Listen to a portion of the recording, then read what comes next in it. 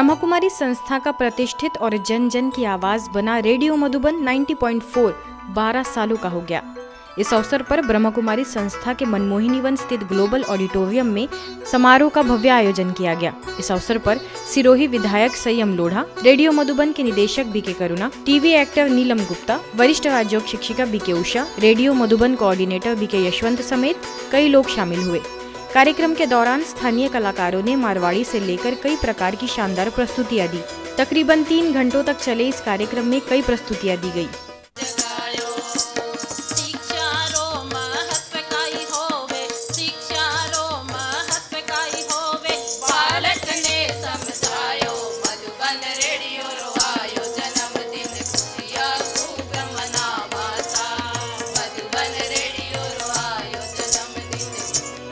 संबोधित करते हुए सिरोही विधायक संयम लोढ़ा ने कहा कि रेडियो मधुबन आम जन की आवाज बनकर लोगों को सकारात्मक सूचनाएं उपलब्ध करा रहा है। इससे बड़ी संख्या में लोग जुड़ रहे हैं। आज 12वीं वर्षगांठ के मौके पर उन सभी लोगों को मैं बहुत बधाई देता हूं, जिन्होंने प्रत्यक्ष और प्रत्यक्ष रूप से इस रेडियो मधुबन के माध्यम से समुदाय की सेवा की कोशिश की है। और आज मुझ नाचीज को इस पावन मौके पर ब्रह्मकुमारी संस्थान ने याद किया। मैं शुक्रिया अदा करता हूं। आप सभी को मकर संक्रांति की बहुत बहुत शुभकामनाएं। धन्यवाद। 90.4 FM आप सभी सुन रहे थे। ये आबू पर्वत से इसकी प्रसारण हो रही थी। इसी कारण ऊंचाई के कारण पालनपुर मैसाना तक कभी कभी हम लोग आते जाते सुनते थे। तो अभी पालनपुर में 90.4 का सरकार की ओर से नंबर दिए हैं।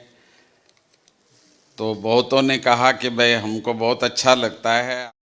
इस दौरान मुंबई से आई टीवी एक्टर नीलम गुप्ता ने कहा कि यहाँ की आबो हवा में आने के बाद यह महसूस होने लगता है कि हम एक अलग स्थान पर आ गए हैं। हमें पता है कि जो आम जनता है वो हम तक नहीं पहुँच पाती है। इस बात को व्यक्त करने के लिए, बता पाने के लिए कि आपकी इन बातों का हमारे जीवन में कितना अमूल्य योगदान है।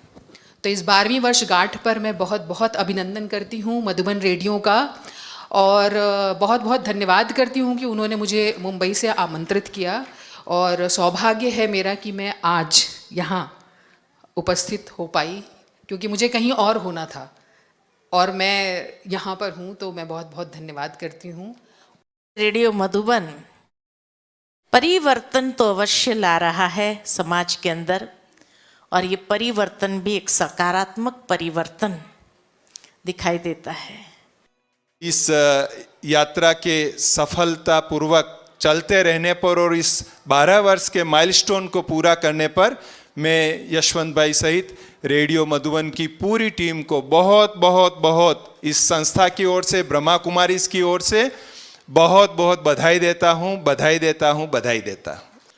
जो भी कार्यक्रम यहाँ पे होता है उसमें मुझे याद करते हैं, ये मेरा सौभाग्य है।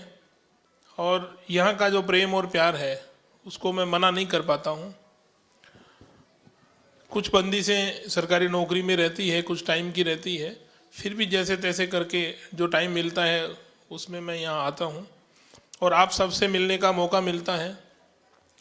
और इस कैंपस में आने के बाद में एक अलग एनर्जी, एक अलग स्फूर्ति, एक अलग कॉन्फिडेंस, जज्बा काम करने का मिलता है।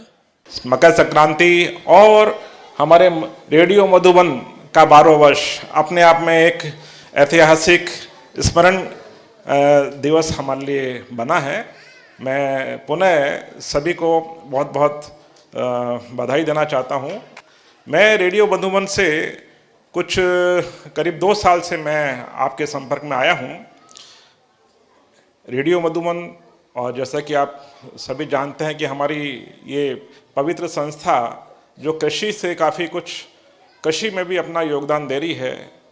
कार्यक्रम के दौरान अलग अलग क्षेत्र में रेडियो से जुड़े लोगों को सम्मानित किया गया। इसके साथ ही मोमेंटो और प्रशस्ति पत्र भी भेंट किया गया।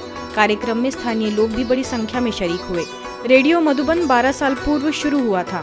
तब से लेकर आज तक रेडियो मधुबन ने एक अलग मुकाम हासिल किया है।